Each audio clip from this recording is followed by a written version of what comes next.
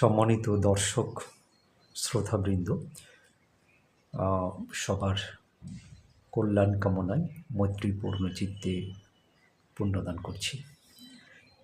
আজকের ভিডিওতে যে প্রসঙ্গ নিয়ে অল্প বিস্তর আলোকপাত করতে চাই, যে আমাদের যারা সন্তান, ছেলে মেয়ে, জীবনের প্রথম ভাগ থেকে শিশু কিশোর কাল থেকে তাদেরকে সদ্ধর্ম শিক্ষা কেন দিতে হবে, কেন প্রয়োজন, কেন গুরুত্বপূর্ণ, এই বিষয়ের উপরে যদিও বা প্রায় সময় আমরা কথা বলি, আজকে আবারও একটু এই বিষয়ে কথা বলার চেষ্টা করছি। দেখুন, আমাদের গোটা জীবনে বহুমুখী শিক্ষার গুরুত্ব অপরিহার্য। আমাদের সন্তানদের একাডেমিক শিক্ষা, প্রাতিষ্ঠানিক শিক্ষা লাগবে, তাদের সাংস্কৃতিক শিক্ষা, সাহিত্য চর্চা, ক্রীড়া, সংস্কৃতি সকল কিছুই জীবনে প্রয়োজন আছে, এবং সব কিছু পেলে জীবনটা সুন্দর সুশোভিত হয় এবং তারা আরও বেশি বিকশিত হবে। বুদ্ধ মঙ্গল সূত্রেও এটাই বলেছেন, বাহু সাচ্ছাঞ্চা সিপ্পাঞ্চা বিনয়ং সাসু শিক্ষিত, বাহু সাচ্ছাঞ্চা সিপ্পাঞ্চা, বাহু সাচ্ছাঞ্চা বহু শাস্ত্র অধ্যয়ন করা, সিপ্পাঞ্চা বিভিন্ন ধরনের শিল্প রপ্ত করা। যে জীবনে এর সমন্বয় থাকবে তার জীবনে মঙ্গল তত বেশি হবে, এটা তো বুদ্ধও বলেছেন। তো সে কারণে আমরা বারে বারে বলছি, প্রাতিষ্ঠানিক শিক্ষা, সাংস্কৃতিক শিক্ষা, ক্রীড়া, সাহিত্য, নানামুখী শিক্ষার সাথে সদ্ধর্ম তথা নৈতিক শিক্ষার কোনো সাংঘর্ষিক ব্যাপার নেই। বুদ্ধের ধর্মে একদম এটা নিয়ে কোনো ধরনের সাংঘর্ষিক কোনো ব্যাপার নেই। এখানে কোনো ধরনের ধর্মীয় কোনো বিধিনিষেধ নেই। শুধু বুদ্ধ বলেছেন যে বহু শাস্ত্র, বহুমুখী জ্ঞান, অভিজ্ঞতা অর্জনের পাশাপাশি এই যে ভগবান বুদ্ধের যে তৃষ্ণাক্ষয়ী নির্বাণ প্রদায়ী মুক্তিমার্গের ধর্ম,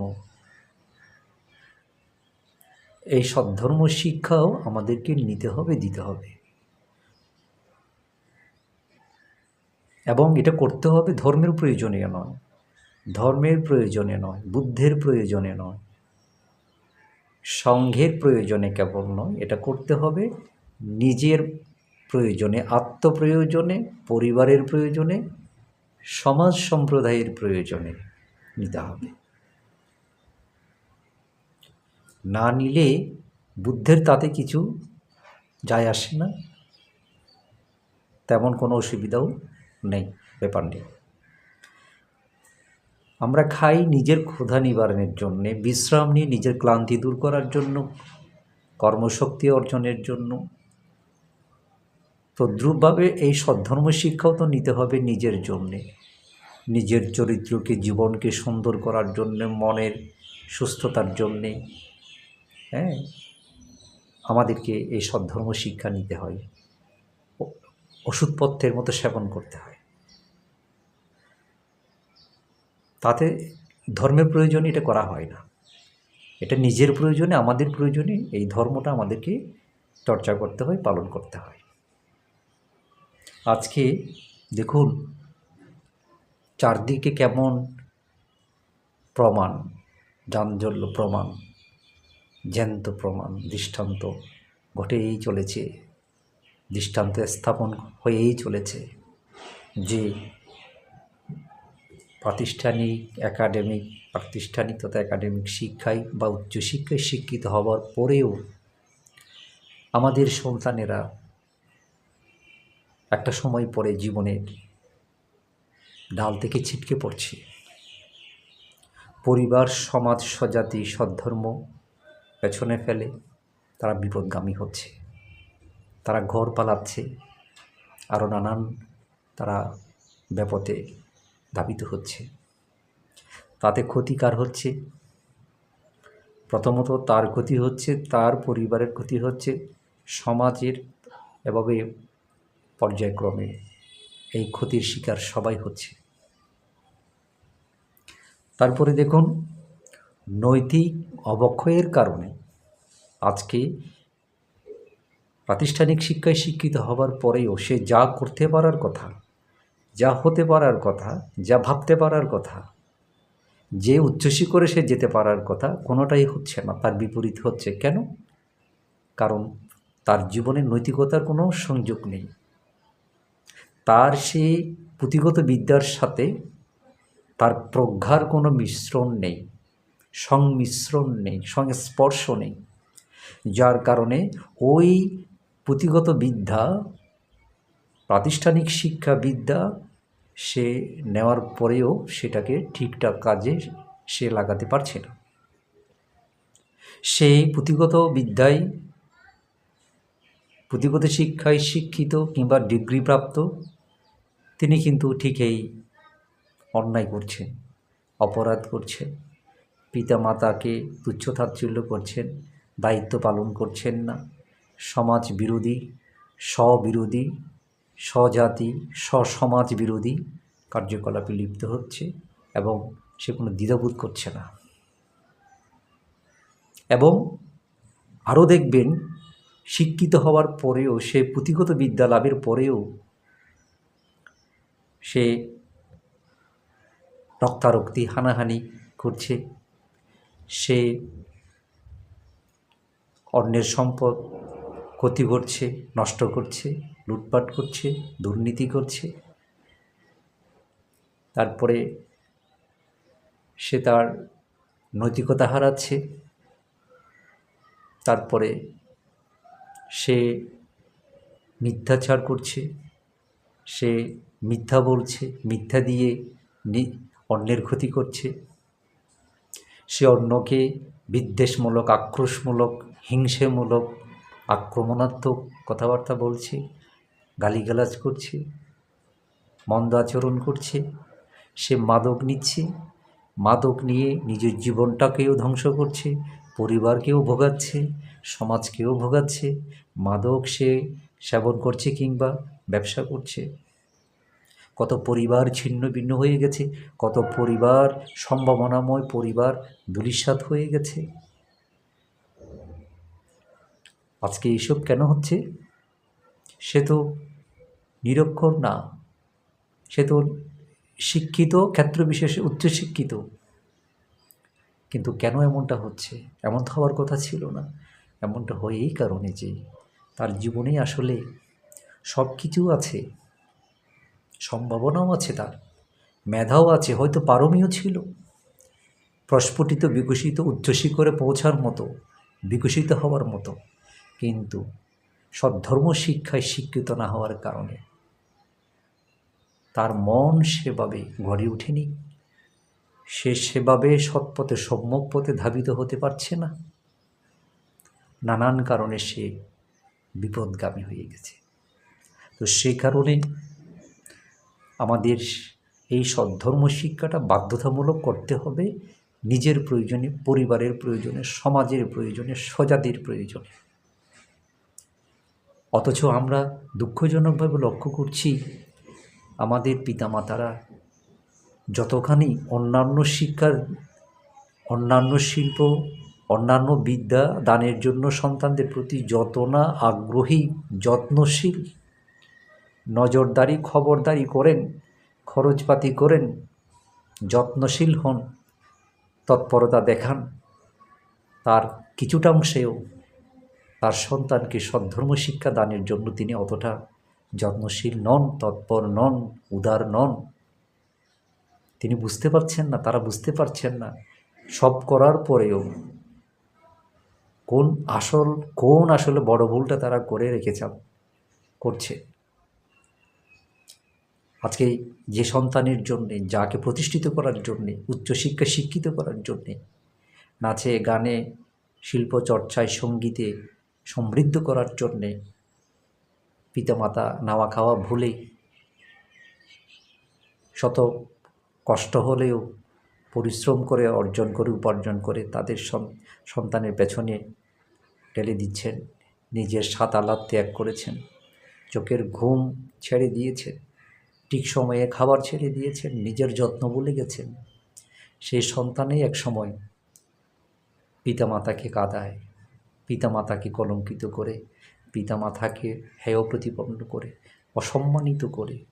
সে সন্তানই পিতামাতাকে ঘরছাড়া করে, আরও কত কিছু করে। কেন হয় এমন তো হওয়ার কথা নয়। অথচ সদ্ধর্ম শিক্ষায় শিক্ষিত একজন সেই ধর্মবান ব্যক্তি সন্তান, সে কখনো এমন কাজ করবে না। তার পুঁথিগত বিদ্যা বেশি না থাকতে পারে, কিন্তু এমন কাজ সে কখনো করবে না। কারণ ধর্ম তো তাকে শেখাবে, মাতা পিতাকে সেবা করো, সৎকার করো, গুরুজনকে সেবা করো, সৎকার করো, সামাজিক হও, চরিত্র গঠন করো, পরকালের কথা ভাবো, মানুষের সাথে সদা আচরণ করো, নিজেকে সংযত রাখো। এই শিক্ষাগুলো সদ্ধর্ম শিক্ষা ছাড়া পুঁথিগত বিদ্যায় তো এই শিক্ষাগুলো দিচ্ছে না। তাই এবং একটা জীবনের শুরু থেকে, এই নির্দিষ্ট সময় থেকে আমাদের সন্তানকে এই সদ্ধর্ম শিক্ষা দিতে হবে। কারণ সে যখন আপনার হাতের মুঠি থেকে বেরিয়ে যাবে, নিয়ন্ত্রণ থেকে বেরিয়ে যাবে, তখন আপনি বললেও কিন্তু সে সদ্ধর্ম শিক্ষা গ্রহণের জন্য বিহারে আসবে না, ভিক্ষু সঙ্গের ধারস্থ হবে না, শরণাপন্ন হবে না, বিহারমুখী হবে না। তাহলে কখন করতে হবে? যখন শিক্ষানবিশ সময়, যখন সে আপনার নিয়ন্ত্রণে আছে, যখন সে আপনার অনুশাসন শোনে, যখন সে আপনার কথা শুনে মান্য করে, তখনই তাকে এই সদ্ধর্ম শিক্ষায় শিক্ষিত করতে হবে।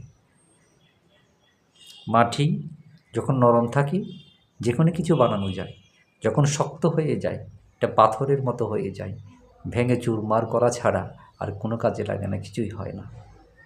তো সেই কারণে এই জীবনের প্রথম ভাগ থেকে শিশুকাল, কিশোরকাল, কিশোরীকাল থেকে এই সন্তানদের অবশ্যই সদ্ধর্ম শিক্ষা দিতে হবে। আবারও বলছি, এটা সময়ের নষ্ট নয়, অপচয় নয়।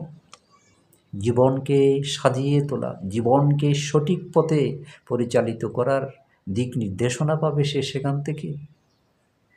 আজকে আর ধর্মচর্চার কথা বলছেন, আপনি দেখবেন সেরকম যাদের সদ্ধর্ম শিক্ষা নাই, এত শিক্ষিত হওয়ার পরেও দেখবেন তারা সামাজিক নয়, সোশ্যাল নয়, সমাজের প্রতি, স্বজাতির প্রতি, তারপর নিজের স্বধর্মের প্রতি তাদের অনুরাগ থাকে না, দরদ থাকে না। তারা কোনো অবদানই রাখতে পারে না, তারা সেটা মনেও করে না। তাদের চিন্তা ভাবনা শুধু কী করে ভালোভাবে খেয়ে পরে নিজে বাঁচতে পারবো, চলতে পারবো, থাকতে পারবো, বাকি সমাজ, সদ্ধর্ম, স্বজাতি যেদিকে যাবে যাবে।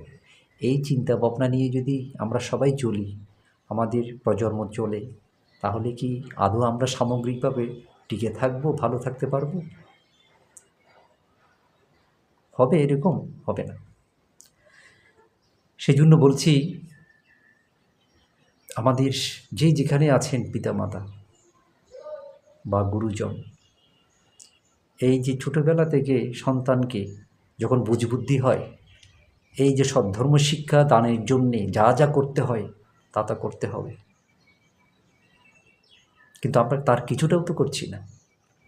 তো অনেকে যারা করছেন বা অনেকের যাদের সেই চেতনা উৎপন্ন হচ্ছে, তাদেরকে সাধুবাদ জানাই। আর যারা এখনও সেটা বুঝতে পারছেন না, ঘুরে আছেন, অন্ধকারে আছেন, আপনারা সজাগ হন, আপনারাও জীবিত হন, অনুপ্রাণিত হন, বুঝবার চেষ্টা করুন বিষয়টা, কোন পরিস্থিতিতে আছেন, কোথায় আছেন, কিভাবে আছেন। এই সন্তান যদি সেরকম সদ্ধর্ম শিক্ষায় অনুরাগী না হয়, সেভাবে গড়ে না উঠে, টিকাতে পারবেন তো? টিকতে পারবেন তো? সে সন্তান নিয়ে কিছু স্বপ্ন দেখতে পারবেন তো? একটু ভেবে দেখবেন। আপনাদের কল্যাণ মিত্র হিসেবে বলছি, একজন ভিক্ষু হিসেবে বলছি, আমাদের আরও সচেতন হতে হবে, সজাগ হতে হবে। আজকে কোন এলাকায়, কোন পাড়ায়, গ্রামের মধ্যে বাড়ির পাশে বিহার নেই বলেন তো, ভিক্ষু নেই বলেন তো? তাহলে আমরা কেন ঘর থেকে বের হয়ে সপ্তাহে একবার আমরা সময় দিতে পারছি না ঘন্টা দুয়ে? বাংলাদেশে যতটা অঞ্চল পল্লী রয়েছে, বিহার রয়েছে, গ্রাম রয়েছে, তন্মধ্যে কয়টা বিহারে এই সদ্ধর্ম শিক্ষা চালু আছে? বা চালু থাকলে আমরা বিহারে পাঠাচ্ছি, যত্ন নিচ্ছি, খবর নিচ্ছি? আমরা সেদিকে নাই। আমরা সারা বছর ধরে যে পরিমাণ আমাদের আনন্দ উৎসবের জন্য, উদযাপনের জন্য আমরা বাজেট রাখি, বাজেট করি, খরচ করি, এই আমাদের এলাকার সন্তানদের, গ্রামের সন্তানদের, নিজের সন্তানদের আমরা সদ্ধর্ম শিক্ষায় শিক্ষিত করে তোলার জন্য আমাদের কর্মসূচি কী, পরিকল্পনা কী, আমাদের বাজেট কী? তাহলে এমত অবস্থায় আমাদের মাঝে কোন ধরনের প্রজন্ম গড়ে উঠতে পারে আমরা ভেবে দেখেছি কি? আজকে যা সব ঘটছে, সময় কি তার থেকেও খারাপ আসবে না? আসবে। সেই জন্য বলছি, সময় থাকতে সচেতন হন। এটা আমি আপনি একা গড়াগড়ি করলে হবে না। কম বেশি সমাজের বেশিরভাগ মানুষের মধ্যে, অভিভাবকদের মধ্যে, ধর্মগুরুদের মধ্যে এই সংবেগ উৎপন্ন হতে হবে, এই দরদ উৎপন্ন হতে হবে, এই দূরদর্শিতা আসতে হবে। না হয় আমরা ভালো সময়ে দেখা পাবো না। আমরা ঠিকঠাক সন্তানের পিতামাতা হতে পারবো না। আমরা সঠিক আমাদের অনুসারী, অনুরাগী আমরা গড়ে তুলতে পারবো না। আমি এই আলোচনা আর এগিয়ে নিতে চাই না, এখানে শেষ করতে চাই। তো পরবর্তী সময়ে ভিন্ন প্রসঙ্গ নিয়ে আবার আলোচনায় আসবো। সকলে ভালো থাকবেন, সুখী থাকবেন। সাব্বিস আত্মা সুখিতা হন্তু, জগতের সকল প্রাণী সুখী হোক।